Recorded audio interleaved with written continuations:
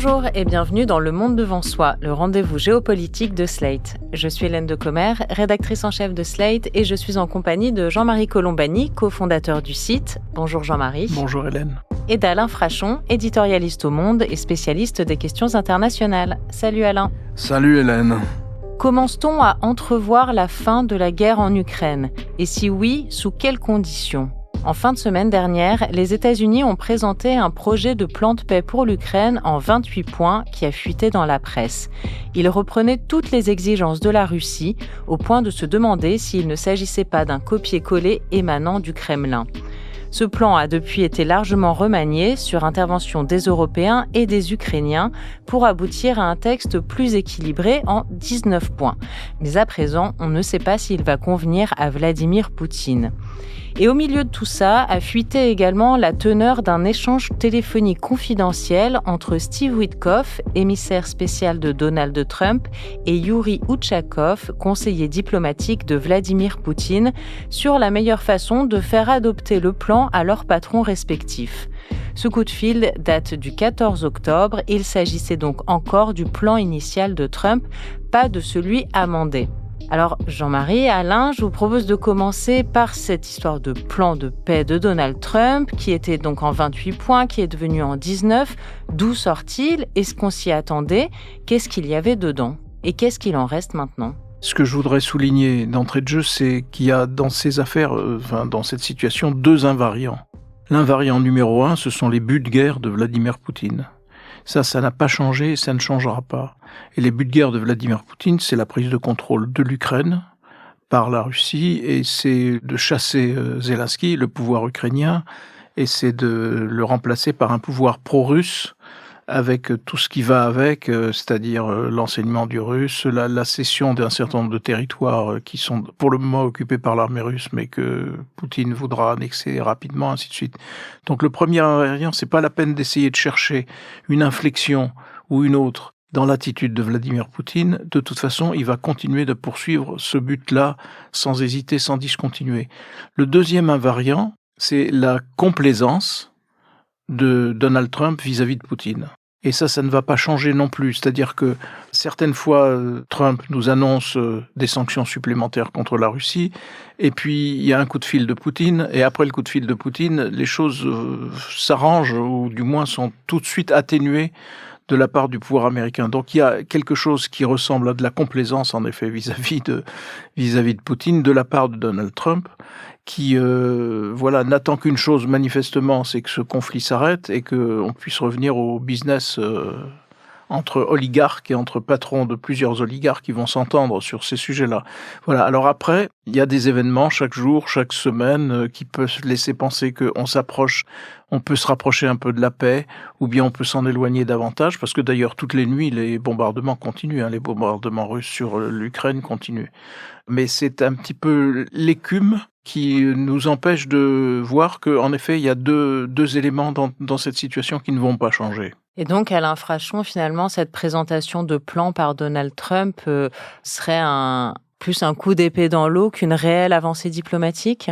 Ce n'était pas une avancée diplomatique puisque ce document, vraisemblablement écrit ou suggéré de main russe, et non pas américaine au départ, vraisemblablement le produit de conversations entre l'émissaire Steve Witkoff et deux de ses correspondants à Moscou, avec lesquels il a tissé de très bons liens et qui lui ont suggéré ce type de plan. Ces 28 points que vous évoquez, là, il n'y a pas d'avancée diplomatique, là, il n'y a pas grand-chose à négocier. C'est plutôt, si vous voulez, un acte notarial de reddition.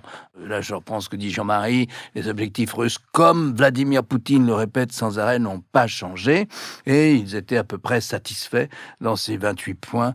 À peu près satisfaits dans ces 28 points. Donc, laissons ça de côté. Après, vous avez la pagaille habituelle américaine. On ne sait pas qui fait quoi, à qui faut-il accorder crédit. On ne sait pas. Ça change d'une semaine sur l'autre. Et voilà. De tout cela ressort, grâce à l'intervention des Européens, notamment de ce qu'on appelle le groupe E3, c'est-à-dire le français, le britannique et l'allemand, grâce à eux, plus grâce aux Ukrainiens aussi, ressort un document que les Ukrainiens et que les Américains semblent avoir accepté et que ce même Witkoff doit aller présenter la semaine prochaine à Moscou. Donc, on ne sait pas. Alors, quand Jean-Marie dit « ça ne changera pas les buts de guerre de Poutine », je crois qu'il faut le dire concrètement ce que ça veut dire. Il peut y avoir un accord. Je pense que c'est pas ce coup-ci. L'intérêt des Russes, c'est plutôt qu'il y ait un accord à la fin de l'hiver, de faire passer aux Ukrainiens un hiver effroyable, puisque les Européens ne sont pas capables de fournir le système anti-aérien dont les Ukrainiens auraient besoin. Donc les Ukrainiens vont passer un hiver effroyable et seront encore dans une situation plus difficile qu'aujourd'hui. Donc ils préféreraient que ça dure encore 6 mois, la guerre, probablement. Même s'ils ont aussi envie que ça s'arrête, la guerre, les Russes, ils ont aussi. Mais à leurs conditions, bien entendu. Je ne crois pas que ça va déboucher là-dessus. Mais imaginons que ça débouche sur un accord. Bon, on va avoir un accord. Qu'est-ce qui va se passer? L'Ukraine va être amputée de son territoire. Disons, d'une partie du Donbass, peut-être de tout le Donbass, peut-être qu'il y aura un échange de territoires avec des territoires que possèdent les Russes au nord-est, dans la région de Kharkiv, on ne sait pas. Et la Crimée. Alors, je pense que les Ukrainiens ne signeront jamais un document reconnaissant l'annexion russe, mais il y aura une situation de facto de contrôle par les Russes. On peut imaginer un peu de créativité politico-juridique pour trouver un nom à ça. Donc, il y a un accord. Mais pour autant, c'est pas fini pour Poutine. C'est pas fini, comme le dit Jean-Marie. Il veut Kiev. Il veut neutraliser l'Ukraine. Il ne veut pas une Ukraine indépendante. Il peut admettre, parce qu'il n'a pas le choix maintenant, mais il était contre en 2014. Il peut admettre l'adhésion de l'Ukraine à l'Union européenne, mais pas plus. Et donc, qu'est-ce qu'il va faire? Il y a les élections libres en Ukraine. Il va faire comme il a fait en Géorgie. Il va financer, et ça ne sera pas très difficile à trouver, 1 ou 2 milliardaires ukrainiens. Ils vont faire un parti. Les relations entre l'Union européenne et l'Ukraine seront difficiles. C'est très difficile pour l'Union européenne d'intégrer un grand pays comme l'Ukraine, qui va faire 35 ou 40 millions d'habitants et qui a une agriculture dominante, dont la première ressource, c'est l'agriculture, que deviennent toutes nos politiques en Europe. Donc c'est très difficile. Et ils vont faire de la propagande anti-européenne. Ils vont dire aux Ukrainiens, dans 5 ans, dans 10 ans, ils vont dire c'est la faute de l'Union européenne. Ça marche pas, l'Union européenne. Ça allait mieux avec les Russes. Au moins, notre retraite, elle tombait. Donc, si vous voulez, il va pas arrêter de poursuivre l'objectif que définissait Jean-Marie. Et d'ailleurs, il suffit de l'écouter et de le dire pour comprendre que c'est son objectif. En l'espèce, c'est assez rare, mais en l'espèce, il ne ment pas. C'est bien son objectif. Donc, le conflit, à mon avis, entre la Russie et l'Ukraine pourra se poursuivre d'une manière beaucoup plus pacifique que la guerre, qui est une guerre de haute intensité, comme on dit maintenant. Donc, il pourra se poursuivre de manière plus ou moins pacifique, mais avec toutes les manipulations qu'on peut imaginer venant de Moscou. C'est ça qu'évoquait Jean-Marie pour dire que ce conflit, la guerre peut s'arrêter, les combats peuvent s'arrêter. Mais le conflit, non. Les manipulations politiques et surtout que tout ceci intervient à un moment où Volodymyr Zelensky, là, est particulièrement fragilisé sur la scène politique intérieure de l'Ukraine par un scandale de corruption. Il s'agit de détournement d'argent dans le secteur énergétique. On parle quand même de 100 millions de dollars en pleine guerre. Le secteur énergétique, évidemment, stratégique en période de guerre. 2 ministres ont déjà démissionné. Vous nous en aviez déjà parlé ici, Alain Frachon. Il aurait dû y avoir des élections en Ukraine il y a 1 an déjà, je crois, et qui ne peuvent pas se produire à cause du contexte de la guerre. Et ceci fait que la légitimité de Volodymyr Zelensky est peut-être un peu entamée et que les Russes pourraient appuyer encore plus sur ce point faible? Je ne pense pas que sa légitimité soit entamée. Je crois que la constitution ukrainienne interdit qu'il y ait des élections en temps de guerre, ce qui me paraît tout à fait normal. Je vois mal comment ils pourraient organiser des élections avec les bombardements permanents sur les villes, et exclusivement sur les villes, et exclusivement sur les cibles civiles auxquelles se livre la Russie. Mais vous voyez que dans les 28 points, il faut qu'il y ait aussi des élections en Ukraine. Dans les 28 points dictés plus ou moins par les Russes, si vous voulez, il y a ça. Ils veulent des élections. Bon, je pense qu'il y aura des élections après la guerre, bien sûr. Je pense qu'il y aura sûrement des élections après la guerre. Je doute beaucoup qu'il y ait un candidat pro-russe à ce moment-là. Il y en aura un, mais plus tard, mais beaucoup plus tard. Alors Zelensky, c'est vrai qu'il est affaibli. Pourquoi il est affaibli? D'abord, le secteur énergétique là-bas, c'est clé, surtout à l'aube de l'hiver. Bon, c'est très important. Ensuite, c'est quand même un pays qui vit sous perfusion d'argent occidental, américain, mais surtout européen maintenant, majoritairement européen. Tout ça est de l'argent public, et donc c'est bien normal qu'on fasse attention à la manière dont il est dépensé. Bon, il s'agissait de prendre un pourcentage sur des marchés publics, tout bêtement. Et ça touche parmi les plus proches de Zelensky. Et ce matin, il y a eu une perquisition de la police au domicile de Yermak, qui est le numéro 2, qui est l'homme clé de Zelensky. Vous l'avez vu sur les images, tout le temps avec Zelensky. Il y a eu une perquisition à son domicile. Ça veut dire que c'est au sommet du pouvoir, tout près de Zelensky, pas Zelensky du tout, mais tout près, qu'on soupçonne qu'il y a pu y avoir des compromissions, je ne sais pas du tout ce qu'il en est.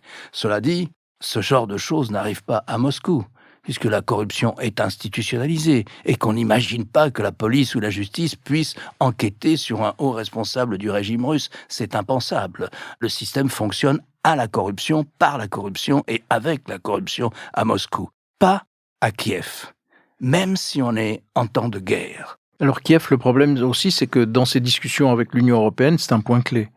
La lutte contre la corruption est toujours mise en avant à chaque fois que l'Union européenne ouvre des discussions avec tel ou tel. C'est vrai avec la Moldavie, c'est vrai avec d'autres pays. Ça a été vrai longtemps avec la Roumanie, avec la Bulgarie. Il y a des conditions qui font qu'il doit y avoir une instance indépendante qui puisse mettre son nez dans les affaires qui sont notoirement des affaires de corruption. Et c'est ce qui est en train de se passer. Après, la situation, elle est aussi très dépendante de Trump. Et donc, avec ce paradoxe qui est qu'il est quand même surpuissant et il n'obtient aucun résultat. Il est quand même de notoriété publique tellement proche de son ami Poutine et il n'obtient aucun résultat. Donc, qu'est-ce qui peut changer aux États-Unis? Parce que je pense que c'est une des données clés de la situation. Et là, quand même, il y a des éléments nouveaux. Les éléments nouveaux, c'est que tout d'un coup, les républicains, les élus républicains ont pris conscience que Trump amenait les États-Unis à valider une capitulation. Le mot a été employé par l'un des leaders du Parti républicain au Sénat.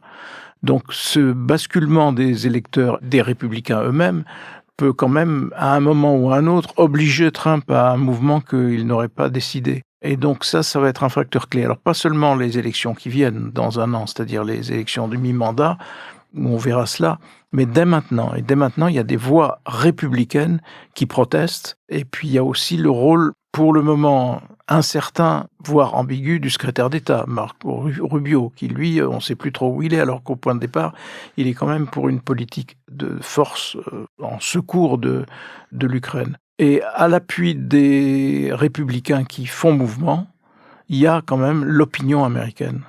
Et ça, c'est, je pense, aussi un élément nouveau parce que le soutien de l'opinion américaine à l'Ukraine et à la façon dont l'Ukraine se défend est un élément que peut-être Trump n'avait pas anticipé parce que lui-même prône autre chose.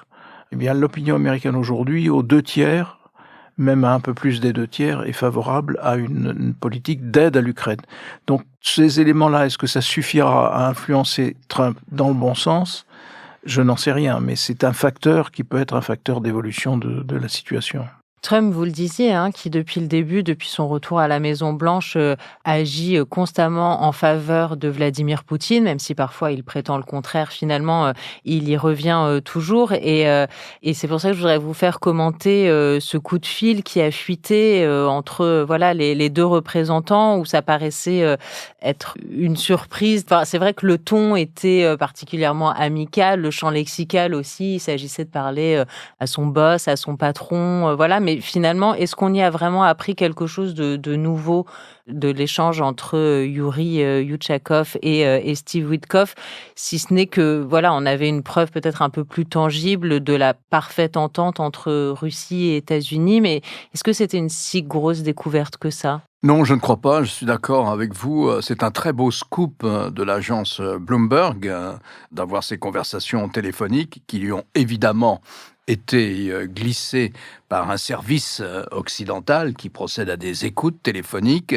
C'est un service occidental ? Je pense que c'est la thèse la plus souvent évoquée ce matin.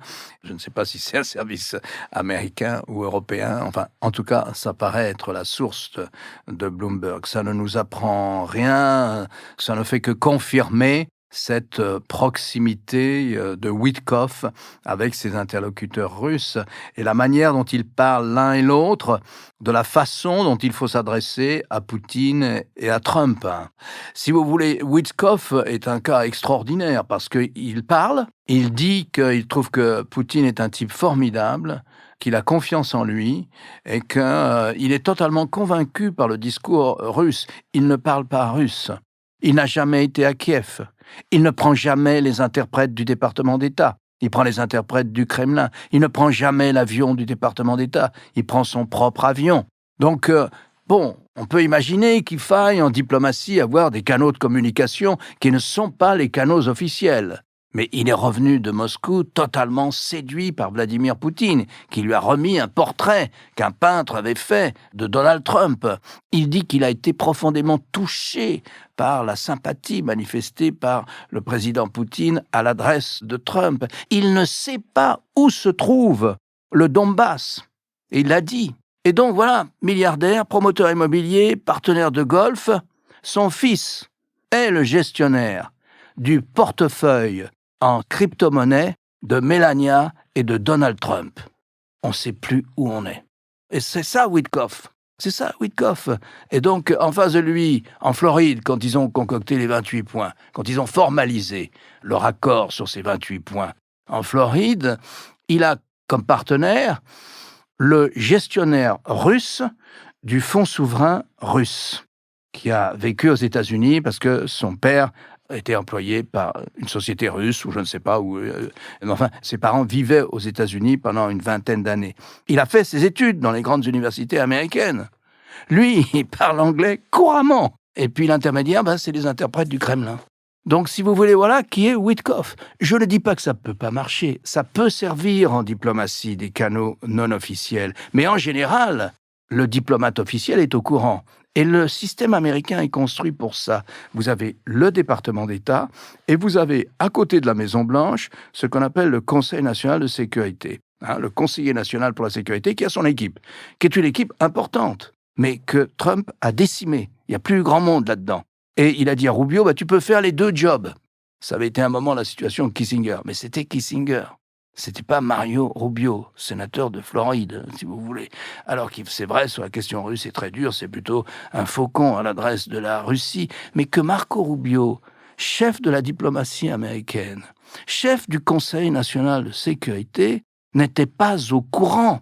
Et quand il apprend ça, il dit publiquement, mais c'est un document russe. C'est pas un document d'origine américaine. Et puis la Maison-Blanche le reprend et il est lui-même obligé de reconnaître que non, ça a été formalisé aux États-Unis. C'est ce que j'appelle la paix de Floride, moi, à l'air conditionné, les 28 points. Et donc c'est ça, si vous voulez, Witkoff. Et c'est confirmé par les écoutes que vous évoquiez là.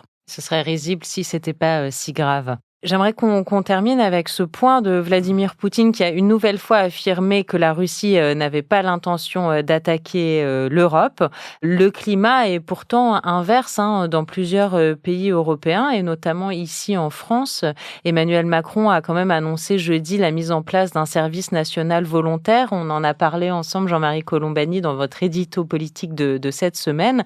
Voilà, il y a quand même l'impression que l'exécutif essaye un peu de préparer l'opinion publique à l'éventualité d'une guerre ou en tout cas à ce qu'une menace russe se fasse plus prégnante et pas seulement à l'est de l'Europe. Ce qui fait bouger les Européens, pas seulement les Français, mais tous les pays européens, qui d'ailleurs recourent un petit peu au même problème, c'est-à-dire il y a un grand programme de réarmement ou d'armement un peu partout, et il y a dans beaucoup de pays le retour à la conscription. Donc ça va plus loin que en France où on établit un service facultatif, sur la base de volontariat, alors que dans d'autres pays européens, c'est le retour pur et simple à la conscription, donc c'est le service militaire obligatoire.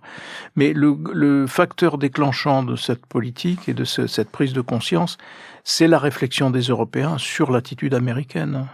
C'est le fait que les Européens ont pris conscience que, comme l'avait dit Angela Merkel de Donald Trump, qui elle avait parlé de trahison, il faut faire comme si les Américains n'étaient plus là, comme ils l'ont été pendant 80 ans. Et donc, si les Européens sont privés de la protection militaire américaine, il est urgent qu'ils s'arment, qu'ils se réarment, qu'ils se concertent, qu'ils s'organisent de façon à pouvoir répliquer eux-mêmes en cas d'agressivité russe. Et en plus, la Russie s'ingénie à multiplier les signes, les piqûres d'épingle. Alors une fois, on trouve un bateau russe au large de la Grande-Bretagne, une autre fois, ce sont des drones qui se baladent dans le ciel polonais, une troisième fois, c'est une voie ferrée en Pologne qui explose, qui dessert une ligne qui va jusqu'en Ukraine, ainsi de suite. Donc les Russes ne sont pas inactifs pour alimenter cette pression et cette inquiétude qui peut exister dans le reste de l'Europe. Mais fondamentalement, le mouvement européen est dicté par le fait qu'on prend conscience que les Américains ne seront peut-être plus là, comme ils l'ont été en 1917 ou comme ils l'ont été pendant la Seconde Guerre mondiale. C'est ça le facteur clé, je pense. On peut dire aussi, quand on entend Vladimir Poutine nous assurer que son objectif n'est aucunement d'attaquer un pays européen. Il fait sans arrêt des menaces et de l'intimidation à l'adresse des pays baltes ou à l'adresse de la Moldavie. Et son ministre des Affaires étrangères, Lavrov, a laissé entendre aussi qu'il pourrait bien s'emparer de la Moldavie. Donc voilà. Mais ça pose le problème de Poutine et de ce type d'homme politique. Il finit par être prisonnier de ses affirmations. Or, il a affirmé à plusieurs reprises, publiquement, devant les médias occidentaux comme devant les médias russes, que jamais, au grand jamais, il n'attaquerait l'Ukraine. Et la suite ne lui a pas fondamentalement donné raison. Eh bien, on terminera sur ces propos pas très rassurants. Merci beaucoup Alain Frachon, merci Jean-Marie Colombani. On se retrouve très vite pour un nouvel épisode du Monde devant soi. Merci Hélène. Merci Hélène. Le Monde devant soi est un podcast produit par Slate Podcast. Production éditoriale et présentation, Hélène Decomer. Prise de son, montage et réalisation, Aurélie Rodriguez.